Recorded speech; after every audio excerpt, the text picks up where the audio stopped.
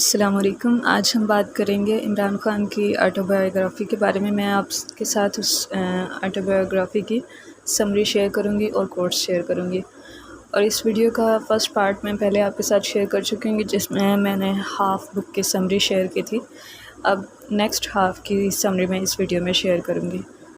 اور last video میں میں نے کہا تھا کہ یہ آٹوبایوگرافی اب تک میں نے جتنی آٹوبایوگرافیز پڑھی ہیں ان میں میری سب سے زیادہ فیوریٹ ہے۔ اس کی وجہ یہ ہے کہ ایک تو عمران خان نے اس کو بہت اچھے طریقے سے لکھا ہے، بہت زیادہ فلو ہے رائٹنگ میں، اور یہ کہ کیونکہ عمران خان کی لائف بہت بڑے بڑے کاموں کے ساتھ بھری ہوئی ہے، یعنی انہوں نے جو بھی کام کیا اس کو اس کی پیک پہ لے کے گئے اور بہت اچھے طریقے سے کیا، تو اس کے بارے میں پڑھتے ہوئے انسان کو کافی رہنمائی ملتی ہے، اور ان کا تھاٹ پروسیس بہت زیادہ اسٹرانگ ہے، تو اس وجہ سے یہ بک میری فیوریٹ ہے۔ اور اب ہم چلتے ہیں اس کی سمری کی طرف۔ 6th چیپٹر ہے مائی میرج 1995 to 2004۔ اس میں عمران خان لکھتے ہیں کہ جب وہ پہلی بار 18 سال کی عمر میں انگلینڈ جا رہے تھے تو ان کی مدر نے ان کو جو آخری بات کہی تھی وہ یہ تھی کہ don't bring back an English wife, کیونکہ انہیں یہ لگتا تھا کہ کوئی ویسٹرن گرل جو ہے وہ ہمارے کلچر میں ایڈجسٹ نہیں کر سکے گی۔ لیکن جب انہوں نے اپنی شادی کے بارے میں سوچنا شروع کیا تو تب یہ mid-30s کو بھی کراس کر چکے تھے، تو ان کی جو ایج فیلو گرلس تھیں پاکستان میں ان کی شادی ہو چکی تھی، اور انہوں نے کوشش بھی کی لیکن اس کے باوجود پاکستانی کوئی وائف ان کو نہیں مل سکی، تو پھر لنڈن میں ایک ڈنر پہ ان کی جمائمہ سے ملاقات ہوئی، تو انہوں نے جمائمہ سے شادی کر لی، اور اس کے 1 سال بعد انہوں نے اپنی پولیٹیکل پارٹی اناؤنس کر دی۔ اور اس کے پیچھے ریزن یہ تھی کہ انہوں نے دیکھا کہ پاکستان میں ہر کوئی پولیٹیکل لیڈرز کو برا سمجھتا تھا، لیکن کوئی بھی اس بات پر آمادہ نہیں تھا کہ وہ خود آگے بڑھ کے کچھ اچھا کرے، تو انہوں نے 25 اپریل 1996 کو پاکستان تحریک انصاف کے نام سے اپنی پارٹی اناؤنس کر دی۔ اور اگرچہ انہوں نے جمائمہ کے ساتھ اس بارے میں بہت سی ڈسکشن کی تھی، لیکن ان دونوں میں سے کسی کو بھی اندازہ نہیں تھا کہ اس پارٹی کو اناؤنس کرنے کے بعد ان کی پرائیویٹ لائفز کس قدر ڈسٹرب ہوں گی، کیونکہ اس کے بعد فیملی لائف کے لیے عمران خان کے پاس بالکل بھی ٹائم نہیں تھا۔ اور گورنمنٹ نے یہ پروپیگنڈا شروع کر دیا ہے کہ عمران خان کو جوز کی طرف سے ہیلپ مل رہی ہے، کہ اپنے مقاصد کے لیے وہ عمران خان کو استعمال کریں گے، اور کچھ لوگوں نے اس بات کو اس قدر سیریس لے لیا کہ وہ عمران خان کی پارٹی کو جوائن کرنے کے لیے صرف اس وجہ سے آنے لگے کہ شاید جوز نے ان کو ملینز آف ڈالرز دے رکھے ہوں گے تو وہ بھی اس سے کچھ فائدہ اٹھائیں گے۔ اور جمائمہ کو جہاں اور بہت سی چیزوں کو برداشت کرنا پڑا، ان میں سے ایک چیز یہ بھی تھی کہ وہ اپنے ہسبینڈ کو میڈیا کے ذریعے روسٹ ہوتے دیکھتی تھیں، اور بہت سے آرٹیکلز میں عمران خان کو موقع کرٹیسائز کیا جاتا تھا، اور ان کی جو پولیٹیکل پارٹی تھی وہ بہت زیادہ فائنینشیل ڈیفیکلٹی بھی فیس کر رہی تھی، اور اس کے علاوہ ان کے پولیٹیکل اپوننٹس نے ان کے اوپر یہ الزام لگانا بھی شروع کر دیا کہ جو کینسر ہاسپٹل کو جو فنڈز مل رہے ہیں وہ وہاں پر خرچ ہونے کی بجائے یہ اپنی الیکشن کمپین میں سرو کر رہے ہیں۔ لیکن دراصل حال یہ تھا کہ انہوں نے اپنے پرسنل فائنینشیل ایشوز کو سالو کرنے کے لیے اور پارٹی کو چلانے کے لیے انہوں نے کرکٹ کے بارے میں کمنٹری کرنا شروع کر دی، اور اس کے بارے میں آرٹیکلز لکھنے شروع کیے۔ اگرچہ جمائمہ نے پاکستان میں سیٹل ہونے کی بہت زیادہ کوشش کی، اس کے لیے انہوں نے اردو سیکھی، اسلام قبول کیا، اور وہ الیکشنز میں عمران خان کے لیے کمپین بھی کرتی رہیں، اور انہوں نے اپنی ایک کلاتھنگ بزنس بھی سٹارٹ کیا، اور انہوں نے افغان ریفیوجیز کی بھی ہیلپ کی، لیکن اس سب کے باوجود جب عمران خان کے پولیٹکس میں ہونے کی وجہ سے ان کے اوپر پرسنل اٹیکس کیے جاتے تھے جمائمہ کے اوپر اور عمران خان کے اوپر، تو ان کے لیے یہ سب کچھ برداشت کرنا بہت مشکل تھا۔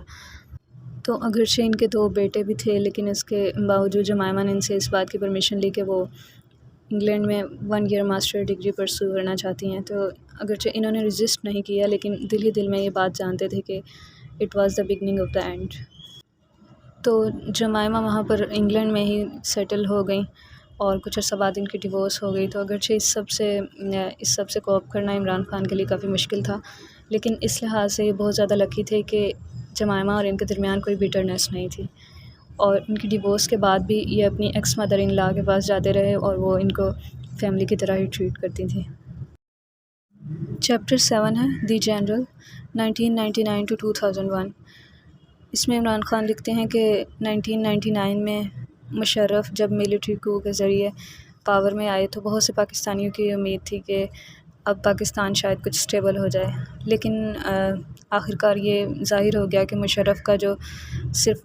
مقصد تھا وہ یہی تھا کہ وہ خود کو پاور میں رکھیں، اور 9/11 کے بعد مشرف نے بہت سے پاکستانیوں کو امریکہ کے ہینڈ اوور کر دیا، اور ان میں سے 95% جو تھے وہ انوسینٹ تھے۔ جبکہ مشرف نے اپنی آٹو بایوگرافی میں لکھا کہ انہوں نے القاعدہ کے 700 سسپیکٹس یونائٹڈ اسٹیٹس میں ٹرانسفر کیے، لیکن عمران خان لکھتے ہیں کہ اس طرح کرنے میں بھی انہوں نے کانسٹیٹیوشن کا آرٹیکل 4A وائلیٹ کیا، کیونکہ اس کے مطابق کوئی بھی پاکستانی کسی اور کے ہینڈ اوور تب تک نہیں کیا جا سکتا جب تک کہ اس کو کورٹ میں اپنی انوسینس پروو کرنے کا چانس نہ دے دیا جائے۔ چیپٹر 8 ہے پاکستان سنس 9/11۔ اس میں عمران خان لکھتے ہیں کہ امریکہ میں جو اٹیک ہوا 9/11 کا، اس کے 10 سال بعد بھی ابھی تک مسلم ورلڈ اس کی پرائس پے کر رہی ہے، اور یونائٹڈ اسٹیٹس کا اس کے اوپر جو رسپانس تھا، جتنی ڈسٹرکشن واشنگٹن اور نیو یارک میں ہوئی تھی اس سے کہیں زیادہ مسلم ورلڈ میں ہوئی ہے، اور عراق میں تقریباً 1 ملین لوگوں کی ڈیتھ ہوئی، اور افغانستان میں ٹینز آف تھاؤزنڈس سویلینس جو تھے ان کی ڈیتھ ہوئی، اور ان میں سے 80% نے 9/11 کے بارے میں سنا ہوا بھی نہیں تھا، اور پاکستان میں بھی ٹینز آف تھاؤزنڈس میں ڈیتھ ہوئی، اور یہ سب امریکہ کی وار آن ٹیرر پالیسی کے نتیجے میں تھا۔ اور اس وار آن ٹیرر کے نتیجے میں امریکہ کے خلاف ایکسٹریمسٹ انکریز ہوئے ہیں، اور اس کی وجہ سے اکنامک ڈاؤن ٹرن بھی ہوا، کیونکہ صرف عراق کے خلاف وار میں ہی امریکہ نے $3 ٹریلین یوز کیے، اور اس وار آن ٹیرر کے نتیجے میں امریکہ کی ریپوٹیشن بھی خراب ہوئی، کیونکہ وہ پرنسپلز اور اسٹینڈرڈز جنہوں نے پوری دنیا میں کئی جنریشنز کو انسپائر کیا تھا، جب برا وقت آیا تو امریکہ نے اپنے انہی پرنسپلز اور اسٹینڈرڈز کے خلاف کام کیا، اور انہوں نے ہیومن رائٹس کو وار آن ٹیرر کے نام پر وائلیٹ کیا۔ 1998 میں جب کینیا اور تنزانیہ میں US ایمبیسیز پہ بم اٹیکس ہوئے تھے، تو عمران خان لکھتے ہیں کہ ملا ضعیف کے مطابق امریکنز نے افغانستان پہ یہ پریشر ڈالا تھا کہ وہ اسامہ بن لادن کو ان کے ہینڈ اوور کر دیں، لیکن افغانز کا یہ موقف تھا کہ وہ اس کو یوں ہی ہینڈ اوور نہیں کرنا چاہتے تھے، بلکہ یہ چاہتے تھے کہ ان کا معاملہ جو ہے کورٹ میں پیش کیا جائے، لیکن امریکہ نے اس بات سے انکار کر دیا، اور وہ انکنڈیشنلی چاہتے تھے کہ وہ ان کے ہینڈ اوور کر دیا جائے۔ اور 9/11 کے اٹیکس کے بعد بھی ملا عمر نے امریکنز کو یہ آفر کی کہ اسامہ بن لادن کو کسی کورٹ میں ٹرائل کیا جا سکتا ہے، لیکن یونائٹڈ اسٹیٹس کو اٹیکس میں ان کی انوالومنٹ کے بارے میں ایویڈنس پیش کرنا ہوگا،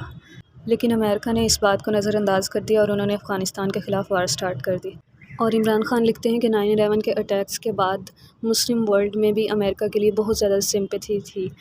لیکن کیونکہ امریکہ نے سارے انٹرنیشنل کنونشنز کے خلاف کام کیے تو اس وجہ سے وہ مسلم ورلڈ کی سپورٹ حاصل نہ کر سکے، اور یوں محسوس ہوتا تھا کہ امریکہ نے ٹیررسٹ کے خلاف وار سٹارٹ نہیں کی بلکہ ریڈیکل اسلام کے خلاف وار سٹارٹ کر دی ہے، اور یوں محسوس ہوتا تھا کہ سبھی مسلمز، دنیا کے سارے مسلمز ٹرائل پر ہیں، اور عمران خان نے خود جو سب سے پہلی کال ریسیو کی 9/11 کے بعد، ایک جرنلسٹ سے، تو انہوں نے ان سے پہلا کوسچن یہ کیا کہ ایز اے مسلم کیا آپ ان اٹیکس کی وجہ سے امبیرسڈ نہیں ہیں؟ اور عمران خان لکھتے ہیں کہ یہ بالکل ایسے ہی تھا جیسے کسی کرسچن سے یہ پوچھا جائے کہ کیا ہٹلر نے جو ڈسٹرکشن کی اس کے کاموں کی وجہ سے وہ خود کو امبیرسڈ فیل نہیں کرتا۔ اور اسامہ بن لادن نے جو ایک ٹریٹائز لکھا، declaration of war against the United States, اس میں انہوں نے امریکہ کے خلاف فائٹ کرنے میں جو اپنی انٹینشن لکھی ہے وہ یہی ہے کہ جب بھی مسلمس کے بارے میں کوئی پرابلم ہوتا ہے تو اس کی طرف دھیان نہیں دیا جاتا، اور ان کے اپنے لیے کچھ اور سٹینڈرڈز ہیں لیکن مسلمس کے لیے کوئی اور سٹینڈرڈز ہیں، لیکن انہوں نے اس ٹریٹائز میں اس بات کا کوئی مینشن نہیں کیا کہ انہیں ویسٹ کے وے آف لائف سے کوئی نفرت ہے یا ان کی ڈیموکریسی سے،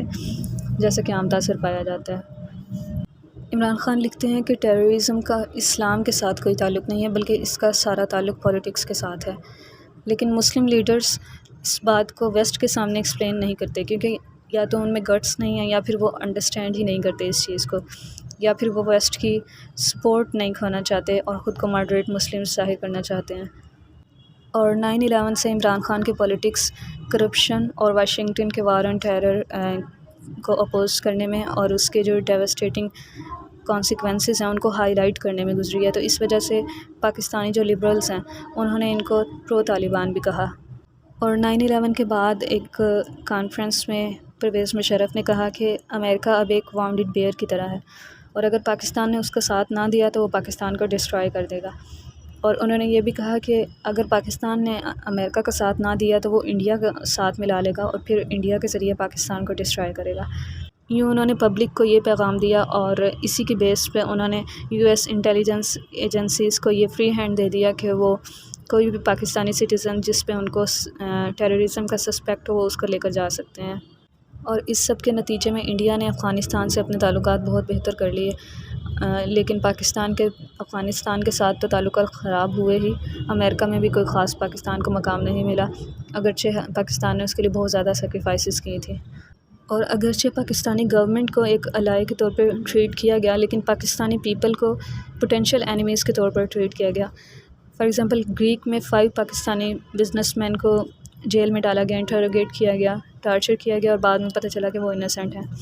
اور برٹین میں 7 پاکستانی اسٹوڈنٹس کو ٹیررزم کے سسپیکٹ میں لاک اپ کیا گیا، اور 6 منتھس کے بعد پتہ چلا کہ وہ انوسینٹ ہیں تو ان کو پاکستان میں ڈپورٹ کر دیا گیا۔ اور ڈاکٹر عافیہ صدیقی جو کہ ایک نیورو سائنٹسٹ تھیں، وہ اچانک سے غائب ہو گئیں، تو ان کی مدر عمران خان کے پاس آئیں اور انہوں نے یہ فیصلہ کیا کہ وہ ان کے لیے پریس کانفرنس کریں گے، لیکن اس پریس کانفرنس سے پہلے ہی ان کی مدر کو پاکستانی انٹیلیجنس ایجنسیز کی طرف سے کال آئی کہ اگر یہ پریس کانفرنس ہوئی تو وہ اپنی بیٹی کو کبھی دیکھ نہیں سکیں گے۔ پھر اس کے بعد 2008 میں عمران خان نے ان کے لیے پریس کانفرنس کی، لیکن اگرچہ پہلے پریس نے اس ایشو کو اوائڈ کیا تھا، لیکن اب اس سٹوری کو بہت زیادہ کوریج ملی اور عافیہ صدیقی ایک نیشنل سیلیبریٹی بن گئی۔ اس پریس کانفرنس کے کچھ ہی دیر بعد امریکہ نے یہ کلیم کیا کہ عافیہ صدیقی نے یو ایس آرمی آفیسرز اور FBI ایجنٹس پر فائر کیے ہیں، اور ان کو اٹیمپٹڈ مرڈر کے چارج پر 86 ایئرز کی جیل ہو گئی۔ فیبروری 2008 میں الیکشنز ہوئے اور وہ جنرل مشرف کے لیے ڈیزاسٹر ثابت ہوئے، کیونکہ بے نظیر کی ٹریجک اسیسینیشن کی وجہ سے لوگوں میں مشرف کے خلاف غصہ تھا کہ وہ ان کو پروٹیکٹ نہ کر سکے، اور PPP کے لیے سمپیتھی تھی، اور اسی وجہ سے PPP نے سب سے زیادہ سیٹس جیت لی۔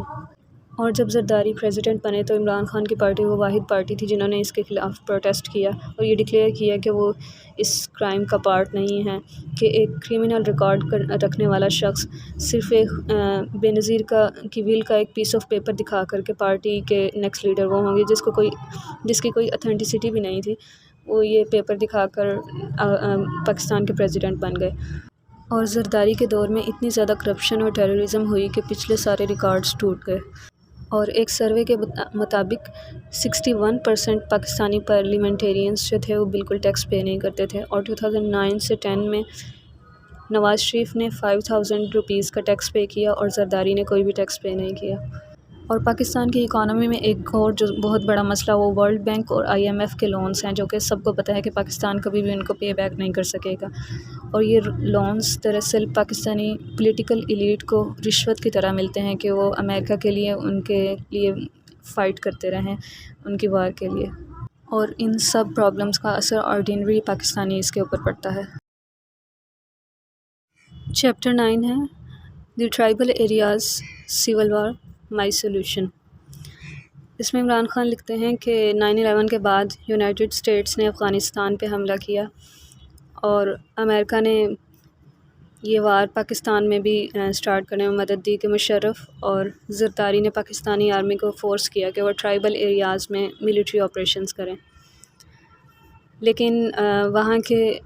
ایکٹیوسٹس نے ان کے خلاف پاکستانی آرمی کے خلاف ہی جہاد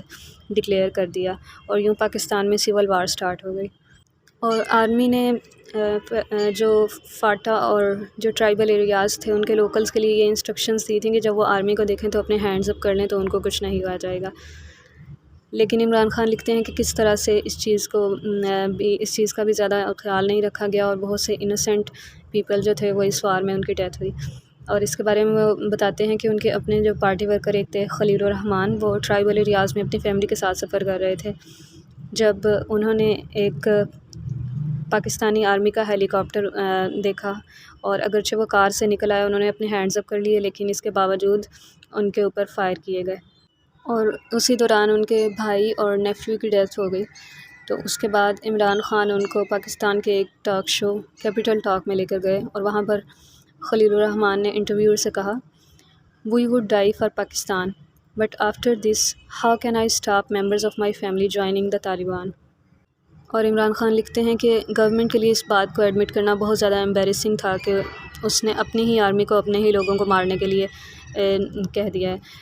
اور شاید اسی وجہ سے 26 پاکستانی جرنلسٹ فاٹا میں ان کو کل کر دیا گیا، اور اس کے پیچھے بہت زیادہ اس بات کا شک تھا کہ شاید اس وجہ سے ہی ایسا ہوا کیونکہ گورنمنٹ نہیں چاہتی تھی کہ وہاں کی سچویشن کی کوئی انڈیپینڈنٹ رپورٹنگ کرے، اور ٹرائبل ایریاز میں رپورٹرز الاؤ نہیں تھے، لیکن اکثر میڈیا رپورٹس میں لوکلز یہ کہتے سنے گئے کہ جب بھی کوئی ٹرائبل ایریاز میں کوئی ٹارگٹ ہوتا تھا، کوئی بم اٹیک ہوتا تھا، تو جو کاپسز ہوتی تھیں ان کو ریکگنیشن سے پہلے ہی جلا دیا جاتا تھا، اور اس کی وجہ سے یہ بھی نہیں پتہ چلتا تھا کہ کتنے ٹیررسٹ کی ڈیتھ ہوئی ہے اور کتنے لوکلز کی ڈیتھ ہوئی ہے۔ اور پاکستانی نیوز پیپر دی نیوز نے 2010 میں لکھا کہ ان ٹارگٹس میں جن لوگوں کی ڈیتھ ہوئی ان میں 59% سویلینز تھے۔ عمران خان لکھتے ہیں کہ ٹرائبل ایریاز میں وار سٹارٹ کرنے کے بجائے پاکستان اس سے زیادہ اچھے میتھڈ سے بھی القاعدہ کو وہاں سے ختم کر سکتا تھا، اور ایسا کیا جا سکتا تھا کہ ٹرائبل ایریاز میں رہنے والوں کو اپنے ساتھ مل کے کام کرنے پہ انکریج کیا جائے، کیونکہ انہوں نے پاسٹ میں بھی پاکستان کے انٹرسٹ میں پاکستان کا ساتھ دیا، اور یہاں تک کہ 1948 میں کشمیر میں پشتون لشکرز گئے، اور 1965 کی وار میں پاکستانی آرمی کا انہوں نے ساتھ دیا، اور آرمی کے اس فل اسکیل اسالٹ کی وجہ سے بہت سے لوگ ڈسپلیس ہو گئے جو کہ انوسینٹ تھے، اور ان کی ڈیتھس ہوئیں، اور ان کی اکانومی بھی ڈیوسٹیٹ ہو گئی۔ اس کی بجائے اگر اور زیادہ فوکسڈ کمانڈو آپریشن کیا جاتا تو اس کے نتائج زیادہ اچھے ہوتے، اور جس نے بھی گورنمنٹ کی اس اسٹریٹجی کو اپوز کیا اس کے اوپر طالبان سمپیتھائزر کا ٹیگ لگا دیا گیا۔ اور ڈیوڈ کلکلن نے نیو یارک ٹائمز میں لکھا، "Every dead civilian killed in a drone strike represents an alienated family, a new desire for revenge, and more recruits for a militant movement that has grown exponentially even as drone strikes have increased." اور ان sub problems کی وجہ سے CNN پول نے reveal کیا کہ 80% Pakistanis اب India کے بجائے یونائٹڈ اسٹیٹس کو اپنا زیادہ بڑا دشمن سمجھتے ہیں۔ اور پھر 2 مئی 2011 کو جب اسامہ بن لادن پاکستان کے ایک شہر ایبٹ آباد سے ملے اور ان کو امریکن آرمی نے فائنڈ کیا اور وہیں پر ان کو قتل بھی کیا، تو یہ ہر پاکستانی کے لیے بہت زیادہ ہیوملیٹنگ تھا، اور پاکستانی آرمڈ فورسز کے لیے ڈیوسٹیٹنگ تھا، کیونکہ پہلی بار لوگوں نے کھل کر پاکستانی آرمی کو کرٹیسائز کیا کہ جب اتنا زیادہ بجٹ آرمی پہ اسپینڈ کیا جاتا ہے تو وہ پاکستان کی ساورنٹی کو کیوں پروٹیکٹ نہیں کر سکتی، اور ایسا کیسے ہو سکتا ہے کہ پاکستانی آرمی ہیلی کاپٹرز کو نہ سن سکی یا گن فائرز کو نہ سن سکی جو تقریباً 1 گھنٹے تک ایبٹ آباد میں جاری رہے۔ اور یہ تو بعد میں پتہ چلا کہ وہ اسامہ بن لادن کی بلڈنگ تھی، اگر وہ کسی اور کی بھی ہوتی تو کیا پھر بھی پاکستانی آرمی، کیونکہ امریکن آرمی آئی ہوئی تھی تو ان میں بالکل بھی انٹرفیئر نہ کرتی۔ اور اب یونائٹڈ اسٹیٹس کیونکہ اسامہ بن لادن کو کل کر چکا تھا تو یہ اس کے لیے اچھا موقع تھا کہ وہ افغانستان سے اپنی فوجیں نکال لیتا، لیکن اس کے باوجود امریکا نے اپنی فائٹ اینڈ ٹاک کی کنفیوزڈ پالیسی جاری رکھی۔ وہ افغانستان سے ڈائلاگ بھی کرنا چاہتا تھا لیکن اس کو بمبنگ بھی ساتھ ساتھ ہی کر رہا تھا، اور اس کے افغان جو سویلینز تھے ان کو بھی انہوں نے طالبان فائٹرز کی طرح ٹریٹ کیا۔ اور عمران خان لکھتے ہیں کہ پاکستان میں جو ملیٹنٹس ہیں ان میں سے 90% نہ تو ریلیجیس ایکسٹریمسٹ ہیں نہ ہی ٹیررسٹ ہیں، وہ صرف اس وجہ سے فائٹ کر رہے ہیں کہ ان کو جو آرمی کے جو اٹیکس ہیں یا جو ڈرون اٹیکس ہیں ان کے جواب میں وہ فائٹ کر رہے ہیں، یا پھر کیونکہ ٹرائبل ایریاز کے لوگوں کا افغانستان سے بہت گہرا تعلق ہے تو ان کو US آکوپیشن کا افغانستان پہ غصہ ہے۔ باقی جو 10% لوگ رہ جاتے ہیں ان میں سے کچھ جہادی آرگنائزیشنز سے تعلق رکھتے ہیں جنہوں نے پہلے سوویتس کے خلاف لڑا تو اب وہ خود کو طالبان کنسیڈر کرتے ہیں، کچھ القاعدہ کے ممبرز ہیں، اور کچھ ایسے لوگ ہیں جو انجسٹسز کی وجہ سے، جیسا کہ لال مسجد کا جو مسئلہ ہوا اور اس طرح کے دوسرے جو انجسٹسز ہیں ان کی وجہ سے ایکسٹریمزم کا شکار ہوئے۔ تو اس کا حل اس چیز میں نہیں ہے کہ ملٹری ایکشن کیا جائے، بلکہ حل اس چیز میں ہے کہ ان 10% کو آئسولیٹ کیا جائے، اور یہ تبھی ہو سکتا ہے جب یونائٹڈ اسٹیٹس افغانستان سے اپنی آرمی واپس بلا لے اور پاکستان سے وار آن ٹیرر ختم ہو جائے اور ٹرائبل ایریاز سے پاکستان اپنی آرمی واپس بلا لے۔ چیپٹر 10 ہے rediscovering Iqbal, Pakistan's symbol and a template for our future۔ Imran Khan لکھتے ہیں کہ جو بھی ایکسٹریمسٹ ہیں ان کو یہ بات بتانے کی ضرورت ہے کہ اسلام کس طرح دوسرے پوائنٹ آف ویوز اور ادر ریلیجنس کو ٹالریٹ کرنے کا کہتا ہے، اور جو اسلام کا گولڈن ایج تھا مڈ ایٹھ اور مڈ تھرٹینتھ کے درمیان، اس میں اسلام انٹلیکچوئل ڈسکوری اور ریلیجیس ٹالرنس کی وجہ سے پہچانا جاتا تھا۔ اور علامہ اقبال کے اکارڈنگ اسلامک انٹلیکچوئل تھاٹ میں ڈکلائن اس وقت سے سٹارٹ ہوا جب 500 سال پہلے سے مسلم امت نے اجتہاد کرنا چھوڑ دیا۔ اور اس جمود کی علامہ اقبال 3 ریزنز لکھتے ہیں۔ پہلی یہ کہ 10th سینچری میں 2 اسکولز آف تھاٹ کے درمیان ایٹرنیٹی آف قرآن کے بارے میں کنٹروورسی سٹارٹ ہو گئی، اور دوسری ریزن یہ کہ صوفیزم کو بہت زیادہ رائز ملا، اور صوفیز نے اسپریچولیٹی کے اوپر زیادہ فوکس کیا، انر اسپریچولیٹی کے اوپر، اور انہوں نے اسلام کا جو سوسائٹی کو آرگنائز کرنے کا جو رول تھا اور پولیٹکس میں جو رول تھا اس کو اگنور کر دیا۔ اور اس اسٹیگنیشن کی تھرڈ جو ریزن ہے وہ منگولز نے جو بغداد پہ 1285 میں جو ڈسٹرکشن کی، اور بغداد کیونکہ مسلم انٹلیکچوئل لائف کا سینٹر تھا، اور بہت سی فیمس لائبریریز ڈسٹرکٹ کر دی گئیں، اور جو سینچریز کی جو لرننگ تھی وہ لاسٹ ہو گئی، جس کی وجہ سے یہ کلچرل جو ٹراما تھا اس نے مسلمس کو اس چیز کی طرف آمادہ کیا کہ وہ اور زیادہ کنزرویٹو ہو گئے۔ اور علامہ اقبال کی طرح 19th سینچری کے ایجپشین اسکالر محمد عبداللہ نے بھی اس بات کو فیل کیا کہ جو ریلیجن کے آؤٹ ورڈ اسپیکٹ کی طرف ایکسیسو ایڈیرنس ہے، اس کی وجہ سے تقلید یعنی بلائنڈ امیٹیشن جو ہوتی ہے اس کو رائز ملتا ہے، اور یہ اسلام جو فریڈم دیتا ہے اس کے خلاف ہے۔ اور محمد عبداللہ کے according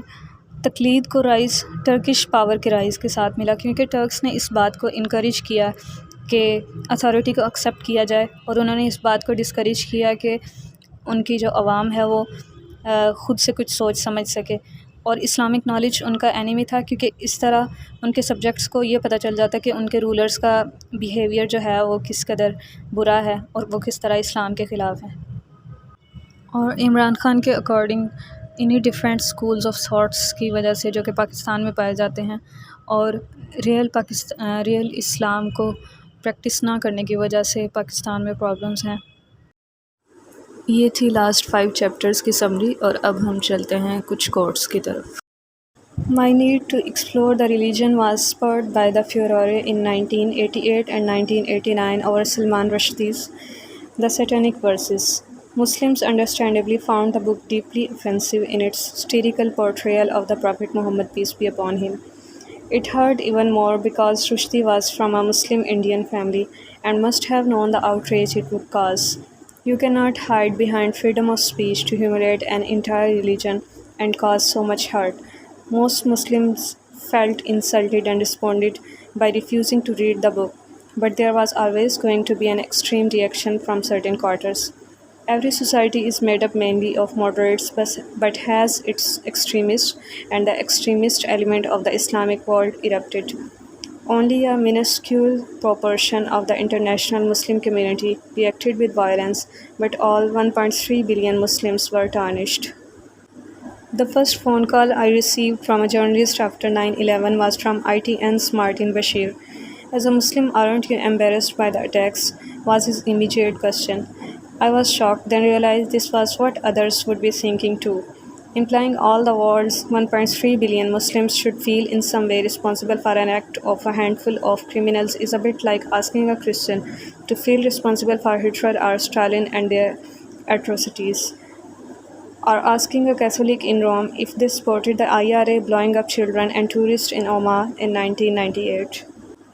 Research by University of Chicago political scientist Robert Rafe dispels many of the misconceptions surrounding suicide bombing and Islamic fundamentalism. After studying every suicide terrorist attack in the world from 1980 till 2003, he concluded that the world's leading practitioners of suicide terrorism are Sri Lanka's Tamil Tigers, a secular Marxist-Leninist group of Hindu background. He also found that 95% of suicide terrorist attacks are part of coherent campaigns organized by large militant organizations and have secular and political rather than religious goals.